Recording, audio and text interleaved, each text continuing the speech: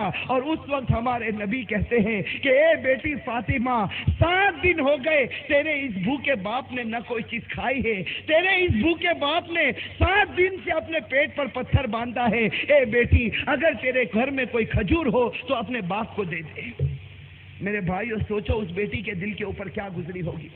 روایت کے اندر ہے کہ حضرت فاطمہ رضی اللہ تعالی عنہا نے دروازہ کھولا، بس دروازہ کھولنا تھا، ہمارے نبی گھر میں داخل ہوتے ہیں تو دیکھتے ہیں کہ بیٹی فاطمہ رو رہی ہے، بیٹی فاطمہ رو رہی ہے اور پورے بدن پر کمزوری ہے اور سخت بخار ہے۔ ہمارے نبی پوچھتے ہیں کہ فاطمہ تو کیوں رو رہی ہے؟ حضرت فاطمہ کہتی ہے کہ ابا جان زندگی میں پہلی مرتبہ تم نے مجھ سے کسی چیز کا سوال کیا ہے، زندگی میں پہلی مرتبہ تم نے مجھ سے کوئی چیز مانگی ہے، لیکن ابا جان میں خدا کو حاضر ناظر رکھ کر کہتی ہوں، خدا کی قسم کھا کر کہتی ہوں کہ ابا جان 3 دن ہو گئے میں بھی بھوکی ہوں، میرے گھر میں کھجور بھی نہیں جو میں آپ کو دے سکوں،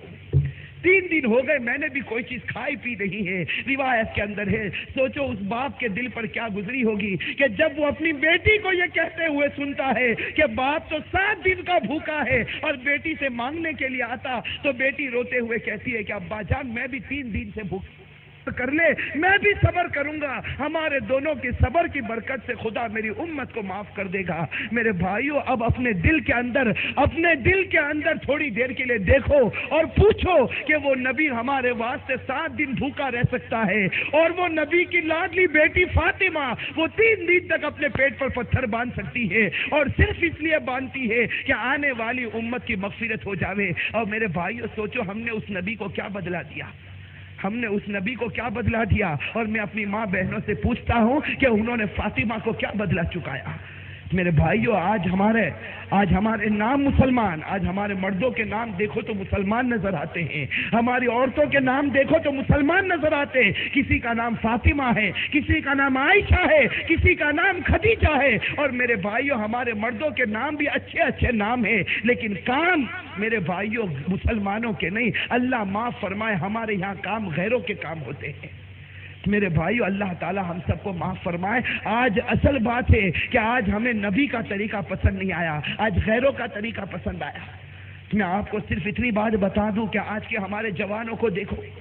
آج کے ہمارے جوانوں کو دیکھو، اور خصوصاً جب اس گجرات کے علاقے میں ہم آتے ہیں اور خاص کر کے ان گاؤں کے اندر ہم جب پہنچتے ہیں تو ہمیں معلوم ہوتا ہے کہ ہمارا جو نوجوان ہے وہ اپنی دنیا بھی برباد کرتا اور اپنے دین کو بھی برباد کرتا ہے۔ میرے بھائیوں برا نہ مانے، آپ میرے بھائی ہیں، لیکن صرف ایک بات میں آپ کو بتا دوں کہ آج سب سے بڑا نقصان ہمارا یہ ہے کہ ہمارے اندر گناہوں کی عادت آ گئی۔ آج آپ نے دیکھا ہوگا کہ ہمارے جوان کو دیکھا ہوگا کہ مسجد سے تو بہت دور، اذان کی آواز ان کے کانوں میں آتی ہے لیکن مسجد کی طرف قدم نہیں اٹھتے، بلکہ اللہ معاف فرمائے ہمارے جوان گناہوں میں پڑتے